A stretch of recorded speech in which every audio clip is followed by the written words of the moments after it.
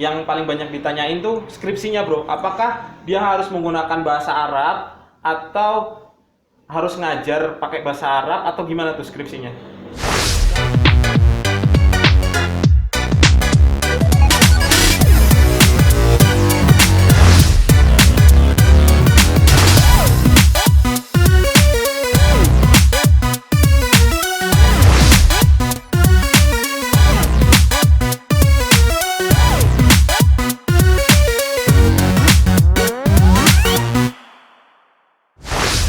Oke, lanjut Min.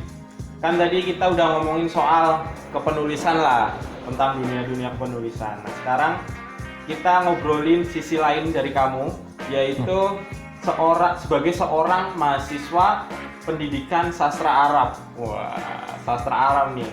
Nah, itu tuh sebenarnya kamu pas awal milih sastra Arab, itu tuh faktornya apa, Bro? Satu udah jelas faktor orang tua ya, karena saya itu anak terakhir dan laki-laki.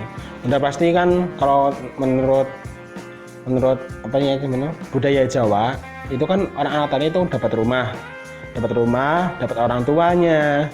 Nah, saya berpikir yang kita di Kebumen itu kalau misal ambil teknik itu kan perusahaan-perusahaan itu kan jarang di Kebumen kan. Jadi ya kalau mau kerja berarti harus keluar daerah. Nah, saya berpikir apa yang bisa kerja di dalam daerah tapi bisa sama orang tua. Ya satu-satunya pilihan saya itu jatuh ke arah pendidikan, jadi guru. Nah, saya itu karena itu saya orang introvert, nggak bisa diem. Extrovert dong? Ya extrovert, nggak bisa diem sama harus mencari sosial. Jadi aku pikir ya guru itu pas lah. Nah, kalau nanti masalah gajinya itu menurut saya itu dapat dipikirkan nanti. Nah. Terus kamu itu kan soal latar belakang kenapa kamu milih pendidikan. Untuk milih sastra Arabnya sendiri bro, pendidikan sastra Arab itu kamu belajar dari kapan? Atau baru kuliah baru belajar atau gimana? Kalau saya itu belajar bahasa Arab itu sejak SMP kelas 1. Itu SMP kan biasanya nggak ada bahasa Arabnya ya, tapi itu berhubung SMP di pondok, jadi ada bahasa Arabnya. Nah, itu bahasa Arab itu sedikit tadinya saya nggak tahu apa itu bahasa Arab, terus apa itu mubtada khobar. Ya lama-kelamaan biasa sendiri. Terus ketika di SMA itu alhamdulillah nilainya itu di atas 90 terus dari kelas 1 sampai kelas 3. Terus berhubung dari dulu itu mau ambil pendidikan lain kayak pendidikan sains, tapi karena itu nilai saya itu anjlok semua, dari mulai matematika, biologi, kimia, sama fisika itu anjlok semua. Ya udahlah, ambil yang nilainya itu di atas rata-rata, itu bahasa Arab. Lah waktu dulu, alhamdulillah SNMPTN keterima, SPAN-PTKIN keterima. Apa tuh SPAN? Kalau SNMPTN itu kan SNMPTN ya jelas. Nah, terus SPAN-PTKIN itu sama kayak SNMPTN, tapi itu khusus untuk perguruan tinggi keagamaan. Oh, jadi ada jalurnya lagi gitu. Nah, kayak win-win itu kan, itu nanti SPAN-PTKIN. Tapi kalau yang umum itu SNMPTN. Dan kalau gitu berarti kamu udah biasa ketemu bahasa Arab dari SMP gitu ya? Iya. SMP, SMA, terus kuliah ketemu bahasa Arab lagi. Nah itu kalau misalnya nih ada orang yang baru SMA baru belajar bahasa Arab atau kuliah nih, dia penasaran sama bahasa Arab, pengen ambil sastra Arab, bisa nggak sih bro? Itu mah ada teman saya yang SMA tahu-tahu ambil pendidikan bahasa Arab di UIN Sunan Kalijaga. Tapi dia itu gigih belajarnya dan nilainya itu nggak tanggung-tanggung. A, amin, B, paling kecilnya itu B lah dia itu. Tapi benar-benar dia itu mau belajar sama orang-orang lain yang misal udah tahu bahasa Arabnya gimana, terus secara gramatikal itu gimana, terus secara linguistik itu gimana. Dia itu benar-benar gigih belajarnya. Berarti tetap bisa ya, walaupun kita nggak ada basic bahasa Arab tadinya, misalnya SMA nggak ada sastra Arab gitu-gitu, tetap bisa masuk. Tetap bisa masuk. Ada ujian sastra Arabnya gitu nggak sih bro kalau pendidikan sastra Arab? Ada. Pendidikan bahasa Arab ya? Nah. Ada. Itu kan kalau tadi kan di semester 1 udah biasa kan, itu memang makul yang udah biasa di kuliah seperti Pancasila. Tapi kalau udah mulai semester 3 itu udah khusus bahasa Arabnya sendiri seperti balaghah. Terus Balaghah itu apa bro? Sekalian aja. balaghah itu banyak ilmu sastranya bahasa Arab itu loh. Karena benar-benar itu kayak isinya syair dalam bahasa Arab itu artinya apa. Nah, kalau udah semester 3 itu ada balaghah. Nanti ada yang misal kalam itu berbicara pakai bahasa Arab. Nah, itu nanti di semester 3-nya itu ada tes bicara bahasa Arabnya sama dosennya itu sendiri. Dan itu kadang-kadang kalau dosennya itu ada rada killer, itu nanti dosennya itu di depan, dosennya itu di belakang, kita di depan disuruh bicara tanpa teks. Bicara apapun tentang bahasa Arab. Alhamdulillah. Gini bro, terus kalau misalnya tadi kan pas kuliah gitu ya bicara penggunaan bahasa Arab. Pas awal-awal masuk nih, ada nggak sih sebenarnya tes misalnya khusus ini untuk pendidikan sastra Arab harus menguasai penulisan dulu, bicara dulu, nggak ada atau ada? Itu kan kayak kita itu ambil yang jalur-jalur untuk masuk untuk perguruan tinggi kan ya. Kalau saya kan jalurnya itu jalur raport, jalur prestasi itu yang SPAN 3IN yang sama kayak SNMPTN. Itu jadinya nggak ada tes.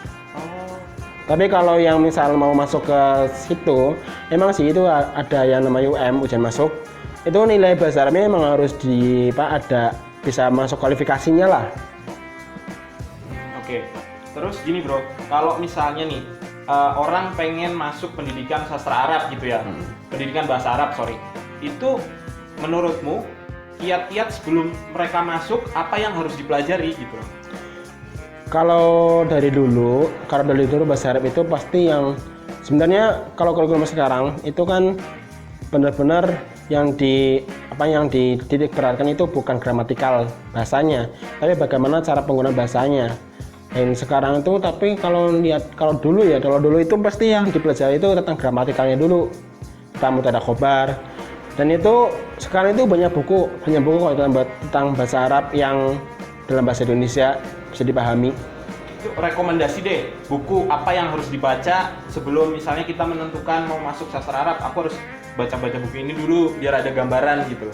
Itu ada buku Nahwu Shorof, terus banyak sih buku-buku itu. Tapi tentang Nahwu Shorof itu banyak bukunya. Judulnya itu tentang Nahwu Shorof, itu tentang gramatikal bahasa Arabnya. Nah, berarti kalau nanti tentang percakapannya itu kan itu sebenarnya itu bukan dipelajari tapi dibiasakan. Oh iya. Kalau percakapan memang harus gitu ya. Gak bisa kita langsung tiba-tiba bisa ngomong segala macam gitu kan. Oke. Berarti tetaplah kita kalau misalnya mau masuk sastra Arab, seenggaknya kita bisa baca-baca dulu lah ya. Terus tips deh buat mereka yang mau masuk sastra Arab, belajarnya gimana, sistem belajarnya? Sistem belajarnya itu kalau bahasa Arab, jujur kalau belajar sendiri dari nol itu susah, benar-benar susah. Tapi kalau misal Anda mau, ya boleh sih belajar buku-buku sendiri atau otodidak. Tapi saya sarankan carilah teman-teman yang udah paham bahasa Arab, terus mintalah mereka untuk ngajari dikit-dikit. Nah, kalau udah bisa nanti bisa langsung masuk ke perguruan tinggi bisa itu. Tapi kalau misal besok masih ragu-ragu untuk bisa belajar bahasa Arab di sana, itu bisa nanti kampus kalian jadi santri.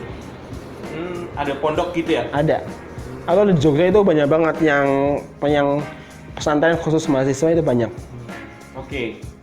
Terus biasanya yang paling banyak ditanyain tuh skripsinya bro. Apakah dia harus menggunakan bahasa Arab atau harus ngajar pakai bahasa Arab atau gimana tuh skripsinya?